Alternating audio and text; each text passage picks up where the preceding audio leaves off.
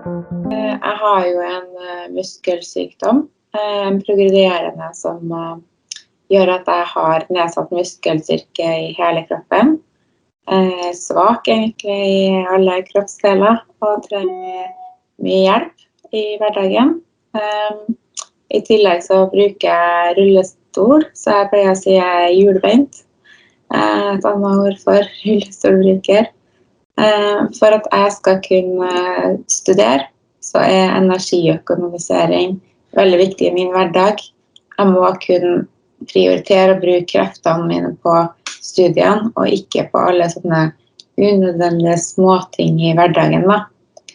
Og i studiehverdagen så trenger jeg assistanse til praktiske oppgaver som av- og påkledning, frakting til og fra undervisning, ta notater under forelesning, låne bøker på biblioteket, ordne med mat og drikke, det er noen av tingene. Min utfordring var i starten at jeg ikke fikk assistanse den tiden jeg var på universitetet, og jeg måtte derfor klare meg selv i studiehverdagen. Heldigvis så var jo universitetet begynt å bli ganske greit universelt utformet.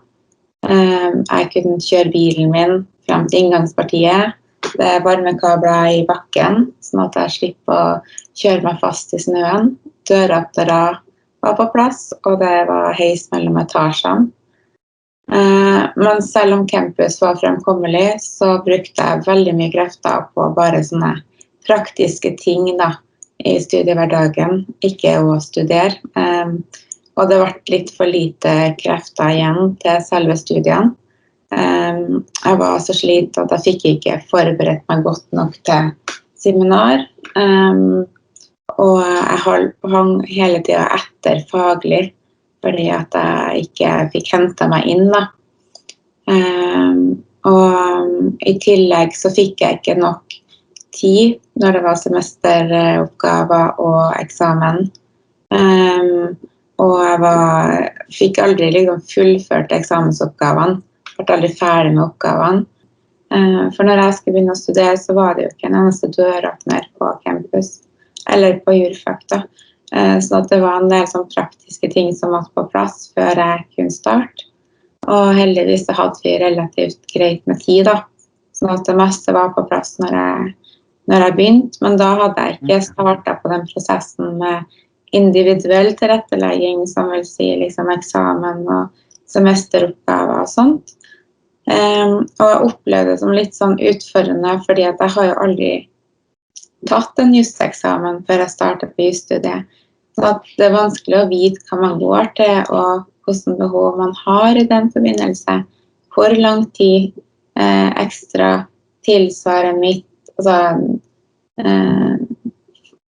forhold i mitt liv, at jeg trenger på en eksamen for å bli likestilt med alle andre studenter.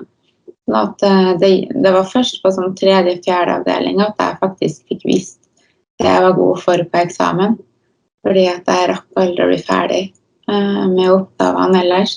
Og det gjenspeilet jo seg i karakterene, at jeg fikk ikke den karakteren jeg var god for, fordi at jeg hadde ikke nok tid. Og så var de veldig opptatt av det med at man ikke skulle bli bedre stilt enn andre i en eksamenssituasjon.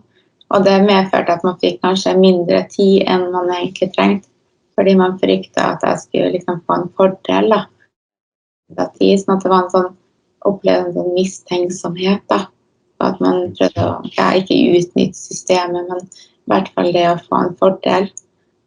Når jeg har vært i undervisning så har jeg jo, noen ganger jeg har tenkt at jeg burde kanskje ikke møte opp til undervisning i dag, fordi jeg har ikke fått forberedt meg godt nok, eller det har vært tilfeller hvor man skal levere en tekst, og så har jeg kanskje ikke klart å få ferdigstilt teksten til den fristen som satt. Og da hadde det kanskje vært greit om underviser hadde vært litt obs på det, sånn at man ikke blir grillet der man sitter fordi man ikke har fått forberedt seg godt nok, eller får litt lengre tid på innlevering av tekst. Det er sånne ting at man kanskje har i bakhodet at det mange faktorer som spiller inn i denne personen sitt liv. Det kan være at jeg ikke fikk assistent kvelden før fordi at assistenten var syk, eller at jeg hadde smerte om natta, ikke fått nok søvn, og at jeg generelt bruker mye lengre tid på alle dagligdagse oppgaver. Da. Også det med å få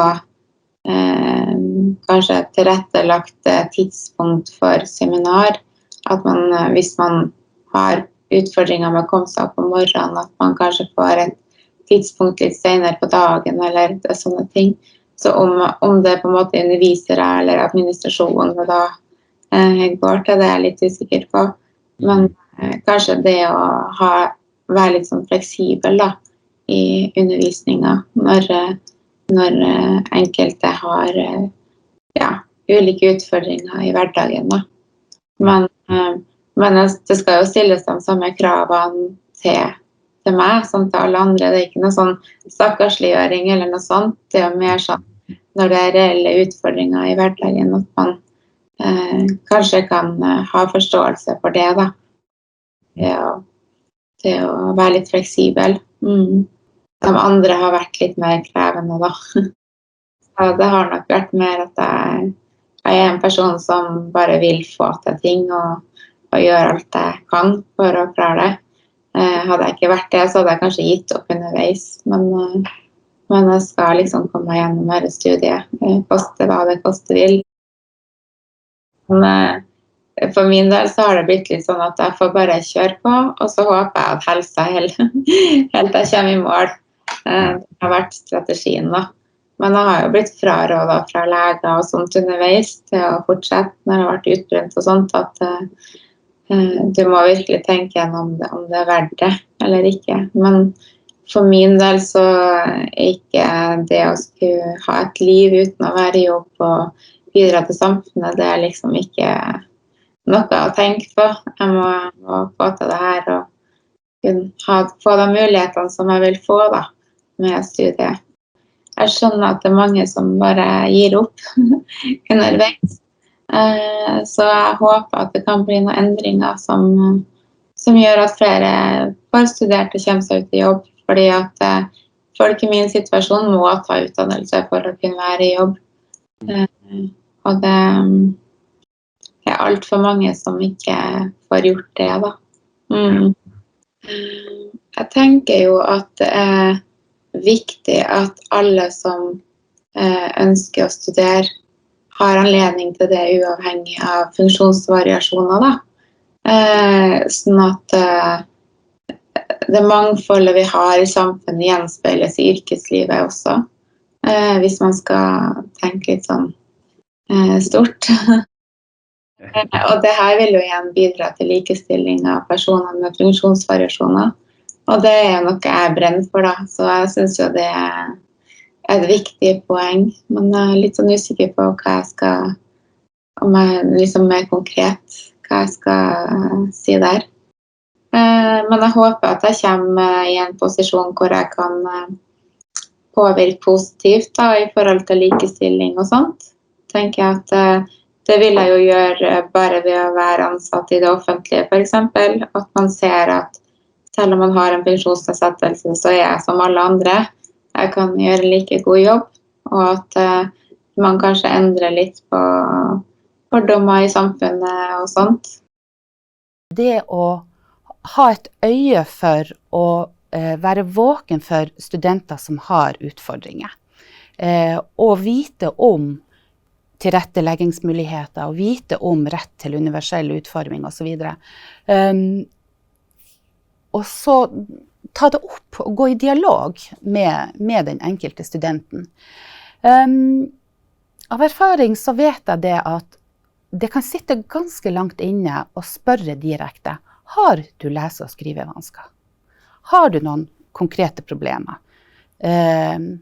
Min erfaring er at de blir gjerne litt sånn letta over at noen ser det. Ja, det er noen som ser at jeg strever med studiene.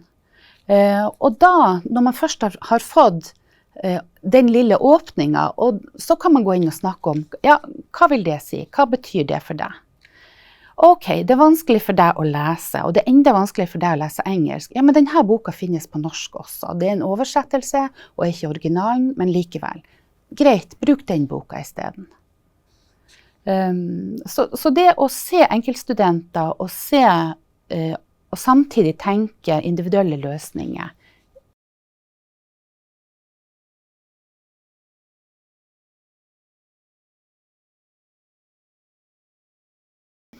For eksempel graviditet.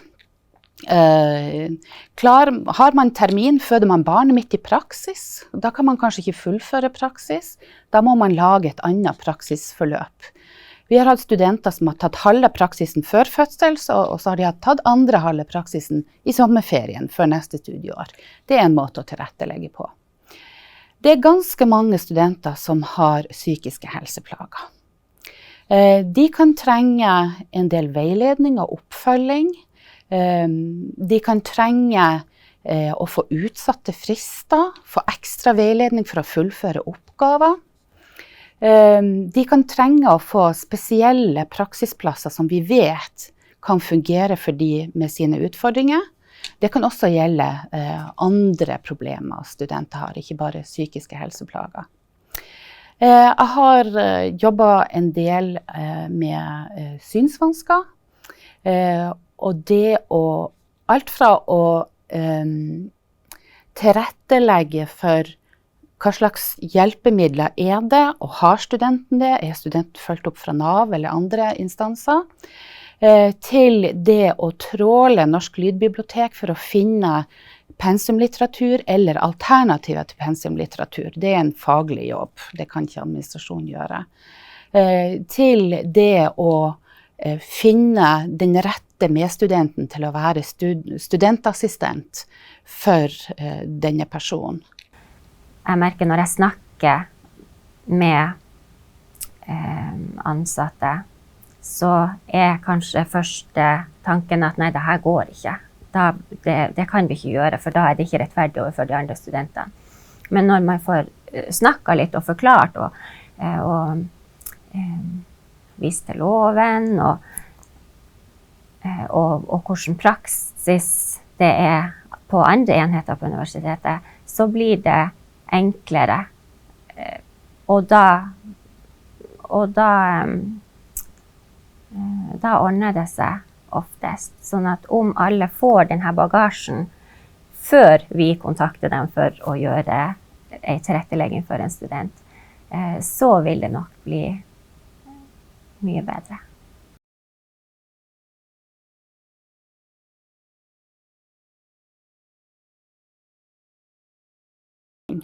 Kan man tilrettelegge for alt? Det kan man ikke. Å ha rett til tilrettelegging betyr ikke at du har rett til tilrettelegging av en sånn grad at de faglige kravene ikke nås. Læringsutbytte og faglige krav trumfer tilrettelegging. Tilrettelegging skal ikke gå på bekostning av det. Og tilrettelegging jo en form for positiv diskriminering. De skal få noe ekstra støtte for å fullføre sitt studieforløp. Men det skal heller ikke gå på bekostning av medstudenter. Det skal ikke medføre ulempe for medstudenter at en student får tilrettelegging. Så det skal man huske på også. Sånn at, og så det en del profesjonsutdanninger som har krav om faglig forsvarlighet og skikkethetsvurdering. Og når man går I gang med tilrettelegging, så skal man også ha det med seg og tenke, jeg innenfor det som faglig forsvarlig? Og vil denne studenten med sine utfordringer kunne være en skikket yrkesutøver I fremtiden?